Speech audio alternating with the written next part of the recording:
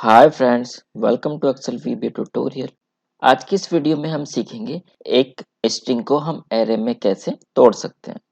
तो थोड़ा time save करने के लिए हमने एक मैक्रो बना रखा है स्ट्रिंग टू एरे टाइप का, जिसमें सिर्फ एक txt नाम का स्ट्रिंग वेरिएबल डिक्लेयर किया हुआ है और इस txt वेरिएबल में एक string you are really nice person हमने स्टोर कर रखी है। एक स्ट्रिंग टाइप का एरे वेरिएबल डिक्लेयर कर लेते हैं str नाम का, और एरे वेरिएबल अगर डायनेमिक हमें डिक्लेयर करना है तो उसके आगे ओपनिंग क्लोजिंग पैरेंथेसिस ऐड करके हम उसका डेटा टाइप दे देते हैं। और इस एरे में हम इस स्ट्रिंग को स्प्लिट करा के स्टोर कराने वाले हैं। किसी स्ट्रिंग को एरे में स्प्लिट करने या तोड़ने के लिए हम VBA के स्प्लिट फंक्शन का यूज करते हैं। इसका सिंटैक्स देखते हैं। सिंटैक्स होता है VBA डॉट स्प्लिट, और सबसे पहले जाती है स्ट्रिंग जिसको हमने स्प्लिट कराना है, तो वो हमारी है txt। और फिर दूसरे में जाता है डेलीमीटर, जिस डेलीमीटर के बेसिस पे हमको अपने स्ट्रिंग को तोड़ना है। तो अभी ये देखोगे तो हमारा डेलीमीटर जो है वो स्पेस है। सो यहाँ पर हम स्पेस दे सकते हैं या इसको ओमिट भी कर सकते हैं, क्योंकि डेलीमीटर की जो बाय डिफॉल्ट वैल्यू होती है तो स्पेस ही होती है। तो हम इसको छोड़ देते हैं अभी के लिए, और इसका जो भी रिजल्ट आएगा उसको हमने जो str का एरे वेरिएबल लिया है उसमें स्टोर करा लेते हैं। तो इस मैक्रो को हम लाइन बाय लाइन डिबग करेंगे और लोकल्स विंडो में देखेंगे कि क्या सच में VBA के स्प्लिट फंक्शन ने इस सेंटेंस को वर्ड में तोड़कर एरे में स्टोर कराया है कि नहीं कराया है। तो व्यू मेन्यू में चलते हैं और यहाँ से लोकल्स विंडो ओपन कर लेते हैं। अब F8 प्रेस कर करके इस मैक्रो को लाइन बाय लाइन डिबग करना स्टार्ट करते हैं। तो आप देखोगे जब हमने इसको डिबग करना स्टार्ट किया तो जितने वेरिएबल डिक्लेयर हुए थे इसने शो कर दिए। नॉर्मल जो वेरिएबल है वो नॉर्मल तरीके से आ रहा है स्ट्रिंग लिख के, और जो एरे वेरिएबल है उसके आगे ओपनिंग क्लोजिंग पैरेंथेसिस आ रहे हैं। और अभी इसमें ना एरे वेरिएबल में और ना ही नॉर्मल वेरिएबल में कोई वैल्यू स्टोर है। तो अब F8 प्रेस करते हैं तो हम देखते हैं टेक्स्ट वाला जो नॉर्मल वेरिएबल था उसमें हमारा सेंटेंस स्टोर हो गया। और एक बार और F8 किया तो जो हमारा एरे वाला वेरिएबल था उसके आगे एक प्लस का साइन बन के आ गया। इस पर क्लिक करके एक्सपेंड करें तो आप देख सकते हो एरे की 0 इंडेक्स पे U, 1 पे R, 2 पे A, 3 पे रियली, 4 पे नाइस और 5 पे पर्सन स्टोर हो गया। उम्मीद है स्प्लिट फंक्शन आपको समझ आ गया होगा कि इसको यूज कैसे करना है। अब एक तो हम रियल लाइफ एग्जांपल देखते हैं।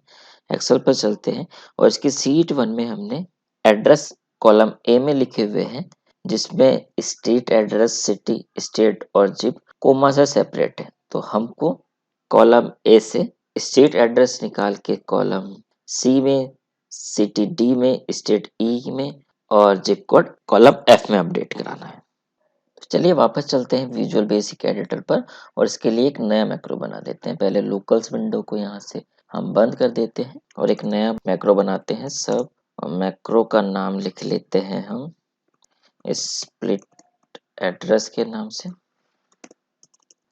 हम क्या करते हैं, सबसे पहले सिर्फ एक सेल से स्ट्रीट एड्रेस, सिटी, स्टेट और जिप कोड निकालने का कोड बना लेते हैं। फिर उसी कोड को हम लूप में रखकर बाकी रोज के लिए भी उस कोड को बना लेंगे। इस तरह हम इस एग्जाम्पल को अच्छे से समझ पाएंगे। तो चलिए वापस से चलते हैं VB एडिटर पर और इसका कोड बनाना स्टार्ट करते हैं। हमको एक वेरिएबल में एड्रेस स्टोर कराना है और एड्रेस हमारी स्ट्रिंग है, तो एक स्ट्रिंग टाइप का वेरिएबल बना लेते हैं। उसके लिए वेरिएबल का नाम हम एड्रेस ही रख लेते हैं और इसका डेटा टाइप है स्ट्रिंग, स्ट्रिंग दे देते हैं। और एक वेरिएबल हमें और डिक्लेयर करना होगा जो कि होगा एरे वेरिएबल, इसका डेटा टाइप हम स्ट्रिंग रखेंगे। एक एरे वेरिएबल बना लेते हैं रिजल्ट नाम का और इसका डेटा टाइप स्ट्रिंग है। इसमें हम एड्रेस को तोड़कर स्टोर कराएंगे।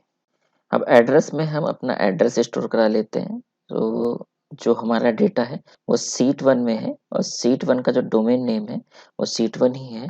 तो हम लिखते हैं एड्रेस जो कि हमारा वेरिएबल, इसमें लिखते हैं सीट1 डॉट रेंज।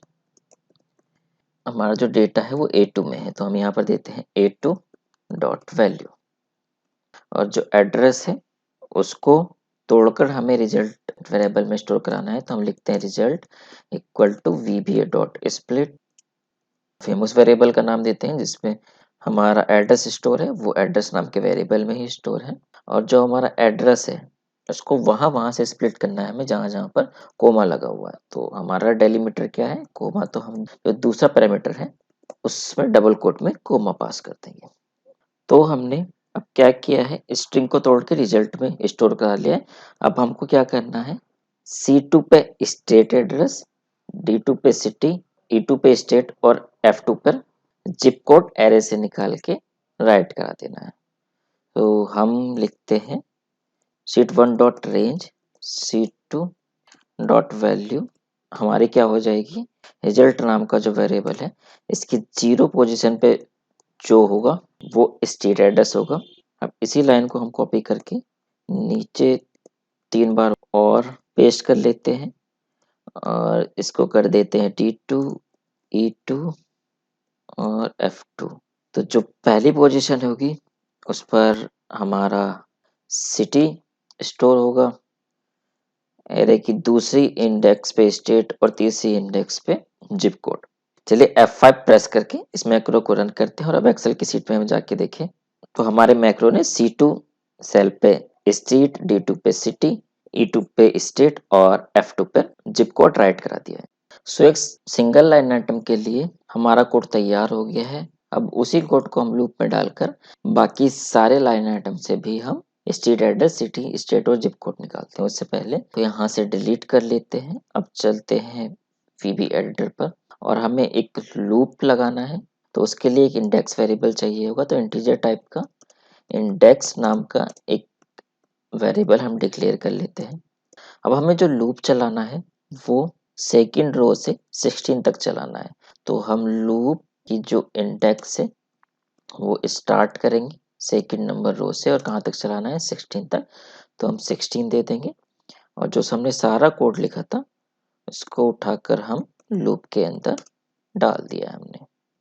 और अब सिर्फ एक और हमको चीज चेंज करनी है, वो है कि जो हमने रेंज दे रखी है ये हार्ड कोडेड है, इसको डायनेमिक बनाते हैं। तो इसको डायनेमिक बनाने के लिए हमने जो इंडेक्स वेरिएबल लिया था उसको कॉलम लेटर के साथ कंकैटिनेट कर लेते हैं। बाकी रेंज में भी ऐसे ही करते हैं।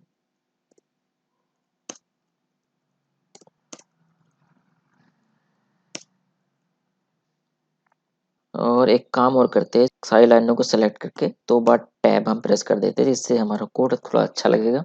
और अब आपको लूप का तो पता ही होगा, लूप कैसे काम करता है, तो लूप के बारे में हम नहीं समझा रहे हैं। अब सेव करके इस मैक्रो को रन करते हैं और एक्सेल की अपनी फाइल में जाके देखें तो सारे लाइन आइटम से स्टेट एड्रेस, सिटी, स्टेट और जिप कोड हमने तोड़ के C, D, E और F कॉलम में राइट करा दिया है। एक और स्प्लिट फंक्शन का एग्जांपल देख लेते हैं। इसमें हम क्या करते हैं कि हमने शीट 2 में कुछ मूवीज के नेम्स लिखे हुए हैं, हम काउंट कराते हैं मूवी नेम में कितने वर्ड हैं, और इसको काउंट कराने के लिए एक VBA का हम फंक्शन बना लेते हैं। सो चलते हैं वापस से VBA एडिटर पर। फंक्शन बनाने के लिए हम लिखते हैं फंक्शन स्पेस फंक्शन का नाम, जो कि हम लिख लेते हैं काउंट मूवी वर्ड्स। तो क्योंकि एक फंक्शन है तो इस फंक्शन में हम पास कर रहे होंगे मूवी का नेम। तो एक हमको यहाँ पर आर्गुमेंट बनाना पड़ेगा स्ट्रिंग टाइप का, तो वो हम बना लेते हैं मूवी नेम एज स्ट्रिंग। जब हम इस फंक्शन को कॉल कराएंगे तो मूवी नेम इसमें पास करा देंगे और एक स्ट्रिंग टाइप का एरे वेरिएबल डिक्लेयर कर लेते हैं जिसमें हम मूवी नेम को तोड़कर स्टोर कराएंगे। और एक बना लेते हैं इंटीजर टाइप का टोटल वर्ड्स नाम से हम वेरिएबल, जिसमें वर्ड कितने हैं मूवी नेम में वो स्टोर करा रहे होंगे।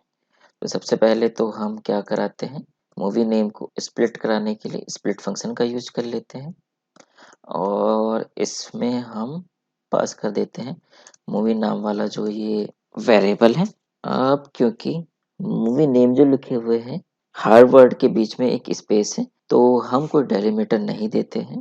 तो रिजल्ट में हमारी movie name word by word टूट कर स्टोर गई है। तो स्प्लिट फंक्शन की हेल्प से रिजल्ट एरे वेरिएबल में मूवी नेम हमने तोड़ा और स्टोर करा दिया। अब क्या करते हैं हम कि हमारे पास एक एरे का यू बाउंड नाम का फंक्शन होता है जो एरे की हमको लास्ट इंडेक्स लौटा कर दे देता है। सो क्योंकि हमारा एरे जीरो पोजीशन से स्टार्ट होता है, तो उसकी हम अगर लास्ट इंडेक्स निकाल कर उसमें 1 वैल्यू जोड़ दें तो हम पता कर पाएंगे कि नेम में कितने वर्ड थे। इसको समझने के लिए एक एग्जांपल लेते हैं। मान लीजिए एक मूवी नेम में 3 वर्ड्स हैं, उसको हमने स्प्लिट किया और एक स्ट्रिंग टाइप के एरे वेरिएबल में स्टोर कराया। तो उस एरे वेरिएबल की जो लास्ट इंडेक्स होगी वो 2 होगी।